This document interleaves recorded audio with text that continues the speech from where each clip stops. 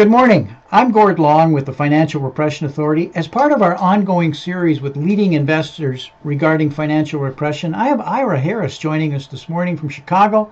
Ira has been a member of the CME since 1977.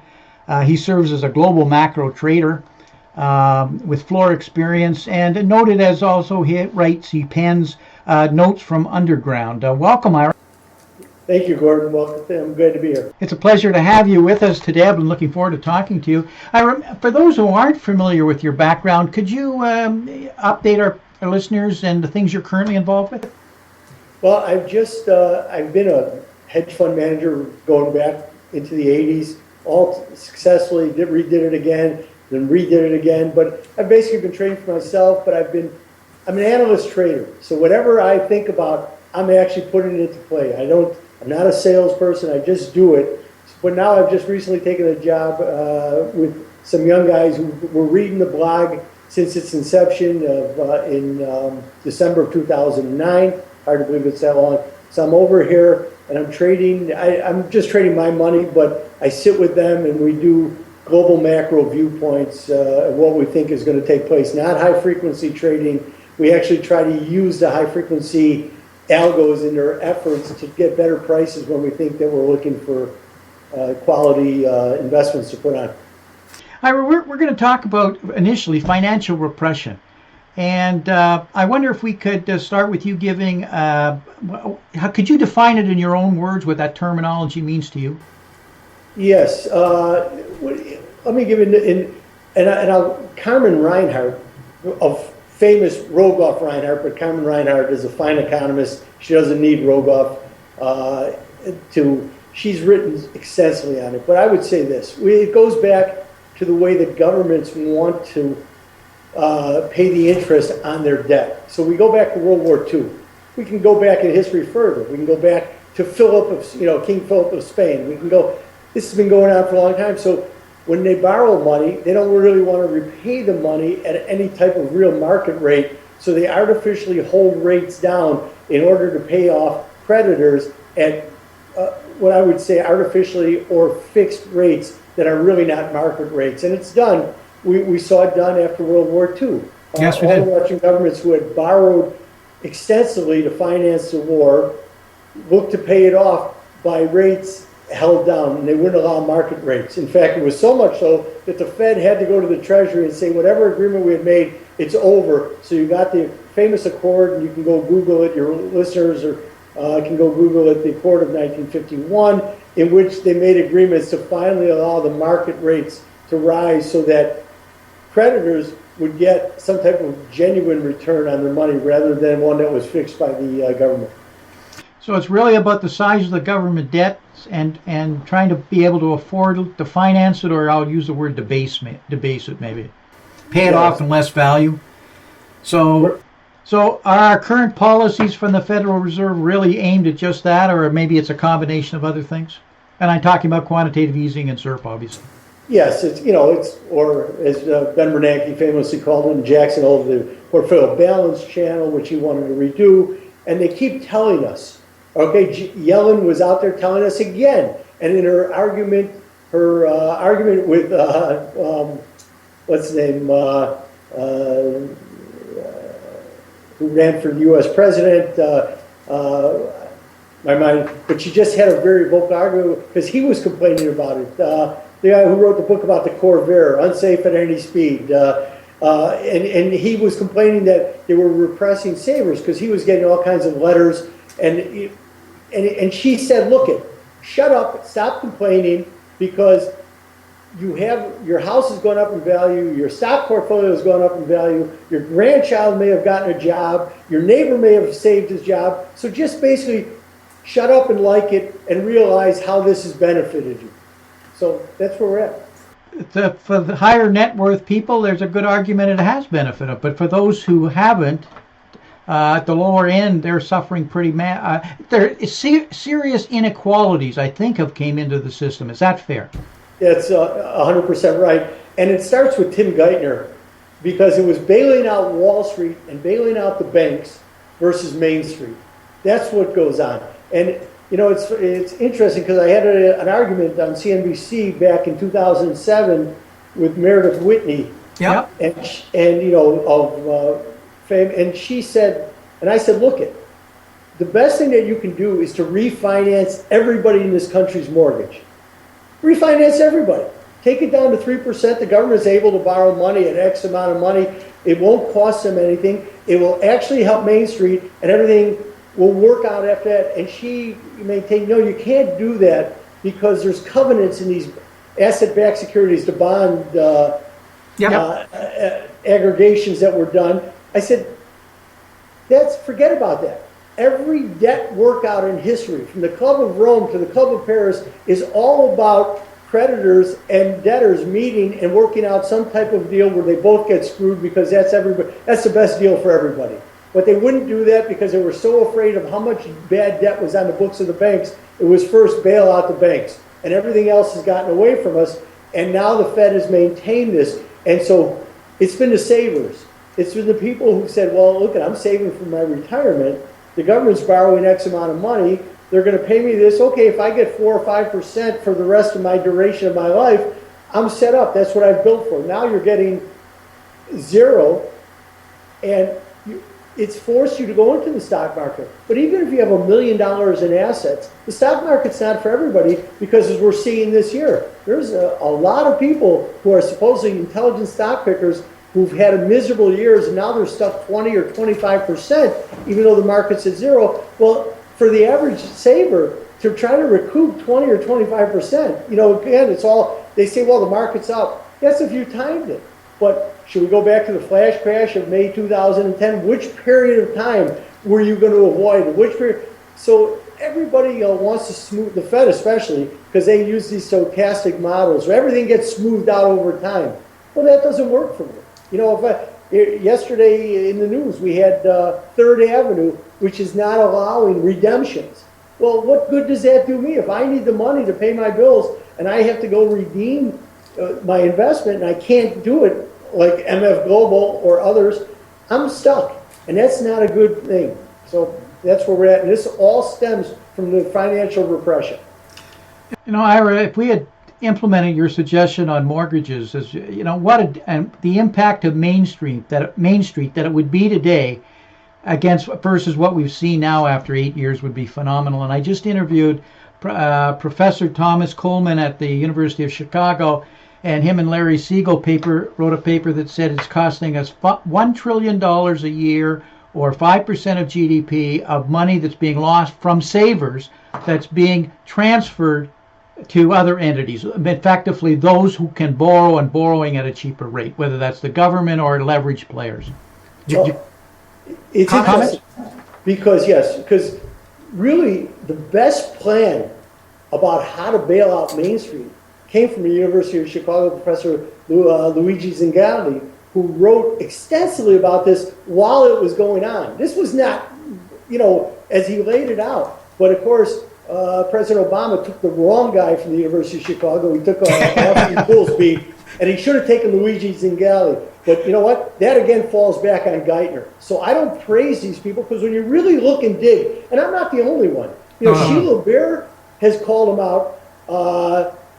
Christine Romer called Geithner out. We can go on, and Neil Barofsky, who was the SIGTARP, who was the Inspector General for TARP, wrote a book about talking about how Geithner screwed this in order to protect Wall Street. So this all goes back there, and this was bad policy, and everybody fell in line with, you got to protect Wall Street. You know what? To a certain degree, yes. Look, the first QE was mandatory because you had to prevent the mass liquidation of assets. Okay, that's what the lessons of the 30s taught us, is that the United States economy can't take that liquidation. Yes, I know that the market says you need to liquidate. Debtors need to be punished. Creditors who rent ridiculously need to be punished.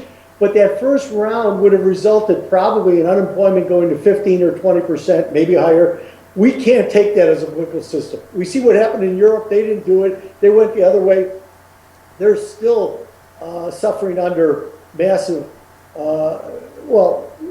too high unemployment, which means that there's not enough demand and there's a lot of bad loans that still keep banks tight. Yes, QE1 mandatory, but just because it worked for that round doesn't mean, and that's all that they know.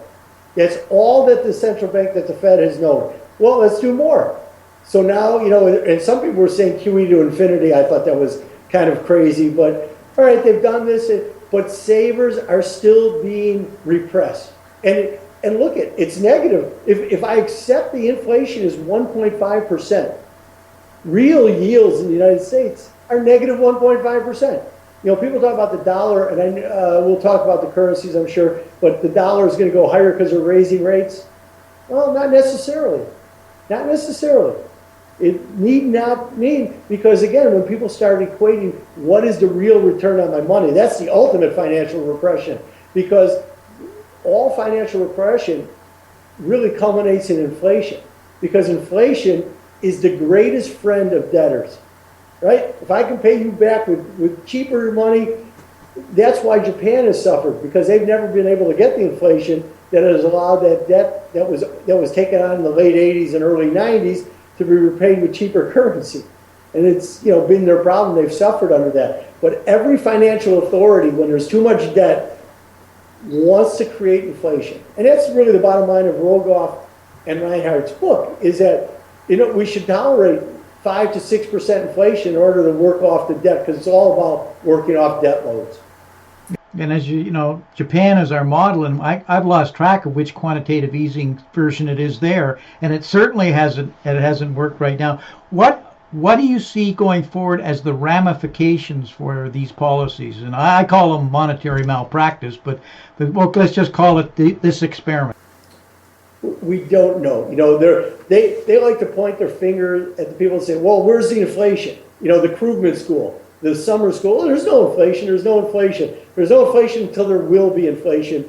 And I don't know when that's going to take place, because again, the huge amount of debt that exists on there, and it's not just US debt, it's global debt. Global debt, the Chinese have taken on massive amount of debt. Europe is saddled with a lot of debt. So you have a lot of global pressures. The emerging world has taken on a type of debt that we haven't seen before. A lot of it is priced in dollars, but it's not going to be as severe as the 70s and 80s, because they've also been able to borrow in their local currency. The Mexicans do far more borrowing in pesos than they do in dollars. And that'll wind up being a good thing for the global debt workout, but you're having these pressures stay here because, again, the debt overload. But if the central banks could get their way, they would create inflation, because there's nothing like a good 10 or 12% annual inflation for 2 or 3 years to work off that debt, and then they would have a free ride. But that's ultimately where they have to go to. We're seeing the beginnings of a divergence in the central bank policy. We're expecting the Fed to make some minor adjustments in the rate next week. We're seeing the ECB clearly weakening. Bank of England is rumored to maybe in the spring possibly tighten. First of all, the Federal Reserve, what do you think the ramifications are going to be going forward with their rate decision? It's been with us for so long. I don't think there'll be any ramifications. I think but as a market, as markets being my livelihood, I can say that, but the proof will be in what happens to the yield curve in the 48 hours to 72 hours after the Fed raises. If the curve were to flatten further, we've seen a flatten in anticipation of it, then all bets, then they move too much, and you're going to wind up with the trouble, and the equity markets will not like that. We'll see a late sell-off. If the curves turn around and start steepening, and I'm going to look from an investment viewpoint on the 210 curve. Right now, I think we're probably around 132 or 133 on the U.S. 210 yield curve. If that were to start to steepen out, well, then we know the Fed will have that it's been all anticipated, and now there'll be one and done, and the markets will act accordingly to that one and done. So that will be where the proof will be, and what the dollar does, because everybody's looking for the dollar to rally. I'm not so sure. Right now, the dollar has actually been selling off, and I know that certain people have been out there talking about, well, the market's got it wrong on Thursday when supposedly Draghi, who had promised so much, delivered less, and the euro actually rallied 4% because everybody was short. It's just market action. But as we sit here right now, Gordon, the euro is above Thursday's high, which means the market didn't get it wrong. The market got it right. There's a lot of investors thinking, well, I got to be long dollars. But right now, they're suffering a pain trade. So those two things, what the yield curve does, what the dollar does, and inversely to that, what the gold does on the day that the Fed raises rates. Where do you think the dollar and the euro will be in 4 or 5 months from now? Well, that is hard to say because, again, Europe is in bad shape. And it all depends who holds sway here. Because the question we're going to ask, and I know I have a book sitting here which your listeners have to buy. It's the greatest $8 to $10 investment that they'll make because it talks about this. It was written in 1995. It has a new foreword written by Bernard Connolly, who's the author of the book. Believe me, I'm not making money on this book, but I promote it only because people should know about this. It's a question that this book begs to ask. Is it going to be the German euro or the French euro? Because the German are hard money advocates. Very much so. Yep. Why? Because they're savers. And right now what's going on in Europe, that's the ultimate financial repression. GDP growth in Germany may be 2.5%. The yield on 2-year government notes in Germany is negative 35 basis points. So the German savers, which is the basis of their investment culture, is saving, are getting screwed royally. And they're getting screwed in order to pay back to bail out the rest of Europe. This is the dividing line. So if, like I think at the on December 3rd at the ECB meeting, it was the German conscience that held sway and held Draghi back. If Draghi says, I don't care about the Germans, then the euro will be under $1 in value, what they call, parity. It'll be under there. Because don't forget, the euro was at 82 cents in 2001, 2002, because the Germans needed a weak euro in order to get all those reforms, the labor reforms that they were putting in place, what was known as Hartz IV under Gerhard Schroeder. So they needed a weak euro, and they were able to play that upon the ECB, and they got a weak euro, 82 cents. So it's not like we haven't been here, but right now it's the Germans who are the credit card for all of Europe, and they're going, wait a minute, we don't want any part of this. We can live here. And everybody else is suffering under too strong a euro. Because don't forget, prior to the euro, the French would have, well, maybe not the French, because they were trying to make the case that they were every bit as strong money people. And hence, we had Trichet, when he ran the ECB, ridiculously raised interest rates twice in 2010, 2011, because he wanted to prove to the Germans what a good, hard money person he was. But we have Mario Draghi, who's an Italian. And the Italians are notorious for depreciating the currency in order to alleviate the problem. That's just historically. Exactly. We have a divide between the southern Mediterranean, southern Mediterranean Europeans, the Spanish, the Portuguese, the Germans. I mean, the Italians. The French wear both hats, but the French need a depreciated currency. They need it. They're craving it, and they have Draghi's ear. And Merkel was willing to go along with it, but as Merkel starts to slip politically, the hard money group in Germany is starting to, because why? German savers are getting terribly repressed. And it's really showing, we have elections again in France, round 2. Now, it'll be very interesting to see if Le Pen prevails, because Marine Le Pen, even though this is just regional elections, wants the French out of the euro so that they can retake control of their economy.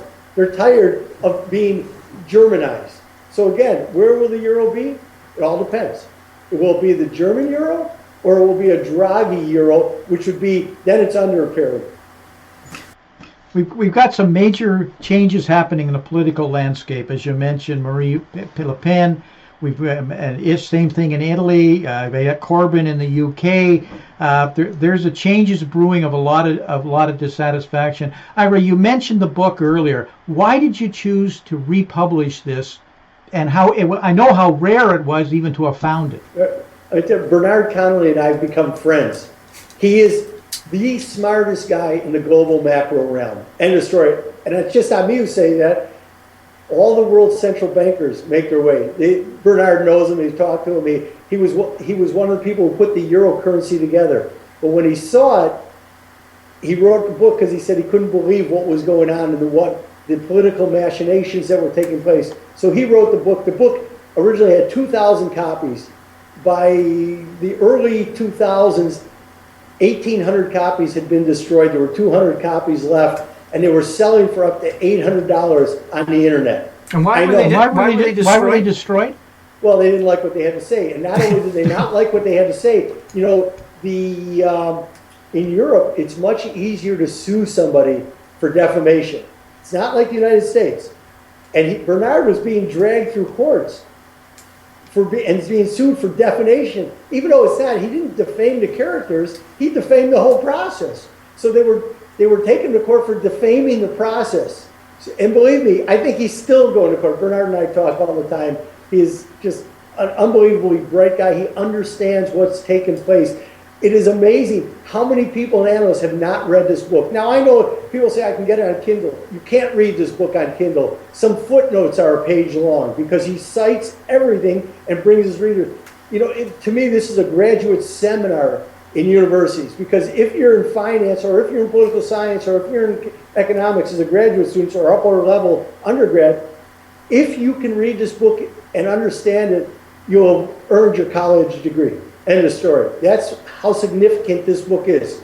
It's very, very significant. And again, Bill Shepard and I, a good friend of mine, this book was so important to us that we said to Bernard, because Faber and Faber in England owned the license to the book. They said, "You want to publish this book?" We said, "Yeah, we'll do 10,000 copies." So I've already sold 3,000 copies. And depending if you're buying multiple copies, I've had orders for 200 or 300, where we'll sell them for $8 and I'll ship them to you. Otherwise, you can go to Amazon, but of course you have to pay Amazon, or you can go directly to me. If you send me emails to the Rotten Heart of Europe at gmail.com, I'll send you out the book, and I'll take it on faith that you'll pay me, and I'll bill you accordingly, and the books will be sent out. It's a great Christmas gift. And give them a bottle of scotch, because in order to get through it, you're going to have to drink a little scotch at times because it'll drive you crazy. Thanks for the lead on this book. I am definitely going to go through this one. I've got to read it. Ira, running up against our hard line, any key messages you want to leave with our listeners? Yeah, be attentive to this financial repression, because this is what's going to drive it. And right now, if you look at the markets today, as I'm doing, and you look to see what's taking place, the United States came out with very strong retail sales numbers this morning, much better, something that would have driven the market higher. The S&Ps are going lower. There is right now, Gordon, something eating at the debt markets. Yes, I agree fully. I don't know whether it's in the mining. It's probably in the mining sector, the energy sector. But this market right now is scared of some credit event that's lurking out there. And it may be, you look at the South African rand this morning.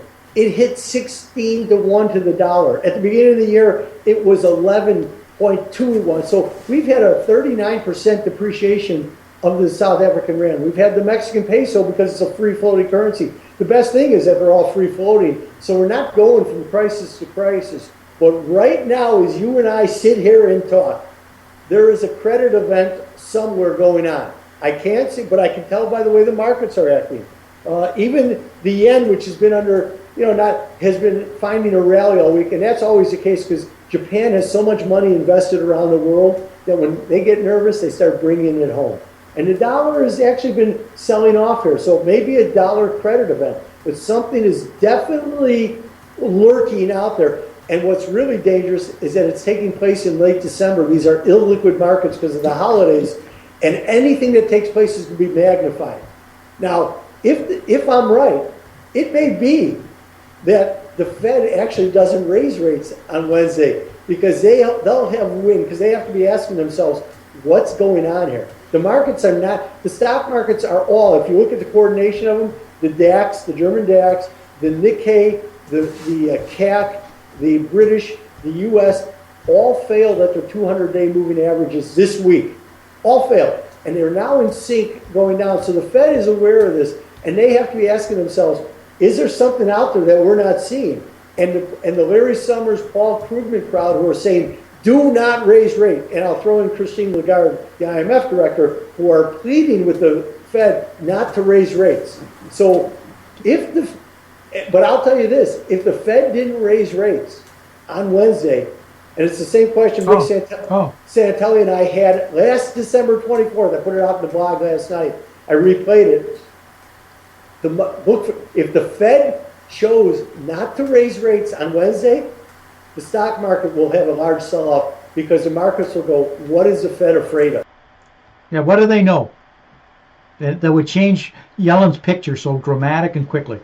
And I fully agree. There is a credit event. I think the credit cycle's turned, and there's a credit event probably in high yield somewhere out there, probably commodities, energy related, that will surface in 4 to 6 weeks. So then we'll know that it was going on right now as we talk. We're seeing negative swap rates. I can go on. There's just so many things that are anomalies I have never seen before. And that's exactly right. And don't forget when you say credit event and high yield, up until 3 months ago, high yield was only paying you 5 or 6 or maybe 7%, which was how badly the Fed and all the central banks had broken the credit markets because really poor credits were going at rates that the United States government used to have to borrow at, back 8-9 years ago. People were piling in because the search for credit. So the pain trade that's out there is in because especially high yield was so malpriced. So we're going to find out. I don't know what it is, but the markets are definitely fearful of something.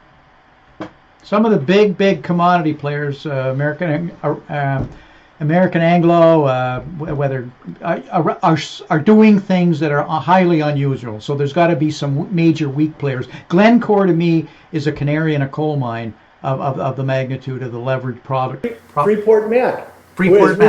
As we're doing the work here, those CDSs were trading 1,300 basis points. That says that something major is out there, and I don't know what it is, but I know that the markets are sensing that something is very wrong, and it's going to be again the spillover effect because everybody has borrowed up. People think Richard Koo, who does great work from Nomura on deleveraging, right? The balance sheet recession. Yeah. But even he's written recently, about the world hasn't really deleveraged. We've seen deleveraging in certain areas, but Europe has taken on more debt. The rest of the world, the Chinese have certainly taken on more debt. The Japanese are borrowing. The debt structure, which was supposed to be being repaired, is not that repaired. And we have corporate America, which has absolutely financial engineered these PE ratios. So when people talk about PE ratios, they're not your father's PE or your mother's PE ratios. They're far different because they're making the greatest error you can make, borrowing to buy back your stock. It's one thing to borrow for constructive reasons, to do something that is going to add, is going to be accretive to the bottom line. This is merely taking on debt in order to financial and buy back your stock and maybe keep your dividend. But when the economy turns down, your debt load is so great, and corporations don't get in trouble because they have too much equity. They get in trouble because they have too much debt. And that's when it really comes to fall is as soon as their free cash flow starts to erode, their credit is suddenly, and so that debt becomes a major issue. And so I think a lot of them are stopping or slowing their buybacks because their credit rating is in jeopardy. And so we've had a run on this fictitious financial engineering of buybacks that's going to come home to roost. And when it does, it could be violent. But who knows when that's going to be. But these are all symptoms of just debt overhang, and we're running out of the ability, I think, to carry it. And the global slowdown starts to wash out a lot of weak players that took on too much debt. We got a break. Great conversation. So many things I'd like to talk to you about. Could you tell our listeners how they could follow your writings on your blog? If you go to, if you if you Google Ira Harris, that's YRAHARRIS.com, it'll come up, Notes from Underground. Register for it. It'll give you a place to register. It's free. I usually try to write 2 or 3 times a week. I was writing more. I'm almost to my 1,000th blog. This is over the last 6 years. And I remain topical, and I try to walk people through what's going on in the world. I won't tout you a trade. I'll explain to you where I think there will be some value. You have to do your own work. I don't give you, for the most part, technical levels to trade off of. That's not my job. That's your job. But what I will is try to show you the path. And a classic case was, everybody talked about how when the Swiss franc pulled the peg on January 15th of this year, how everybody got killed. All these banks and readers of my blog were actually long the Swiss looking for this.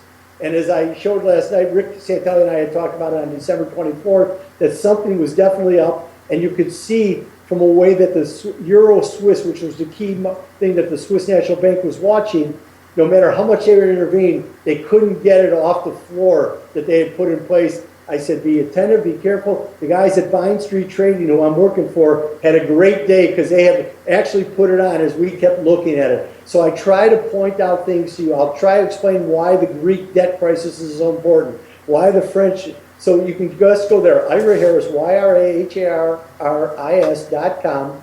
And when you see the Notes from Underground, you'll see a registration site. Register, and I think it'll be worth your while. You also see that it says 2 + 2 = 5, and it's beautiful. Why is that again? From Fyodor Dostoevsky's beautiful book, Notes from Underground, in which he railed against the rationalists. And the rationalists are nothing more than what we would call today mathematical model builders. You know what? Models are good for aggregating data, but models are not good for telling you how to set policy. And that's what the Fed has gotten themselves into. They love their models because they're really not economists. By what I was classically trained in political economy with the Austrian school, and at one time I was really enamored with the Marxists, who I've learned more about the global economy from than anybody else. They were engineers. They were lovers of math. Math is important, certainly highly important, but it doesn't tell you all you need to know. I was a reader of Kindleberger. They read Kindleberger, but they only want to know about his models. I want to know about what Kindleberger had to say about manias, panics, and crashes. I read Minsky. These are the important ones. I view that's the classically trained economist, and you can't just be a Keynesian. Austrians. In 2006, I was sitting and being interviewed on Bloomberg, predicting, as many others did. Bernard Connolly certainly was writing about it, what was coming down. James Aiken in London, about what was going to happen in the credit crisis, all because we understood the Austrians, because the Austrians were the best at projecting and understanding credit cycles. And that's where we're at, and here we come again. Get out your Austrian books, read The Rotten Heart of Europe, buy it for people you love for the holidays, Christmas, Hanukkah, Kwanzaa, whatever. Send them a copy. They'll say, why are you doing this? Read a little bit. If you read the New Forward, you'll go, oh my God, how do I not know this guy? Because everything he writes, when he wrote the Forward at the beginning of 2013, everything he writes about is here now. And Europe is going to be the most important piece of the puzzle for a global financial system over the next 2 or 3 years. Well said, well said. Ira, fascinating. We've got to have you back. Best of the season to you. And I hope that 2016 you make a lot of money. I'd love to come back. This was great. Talk to you again. Bye. Thank you very much.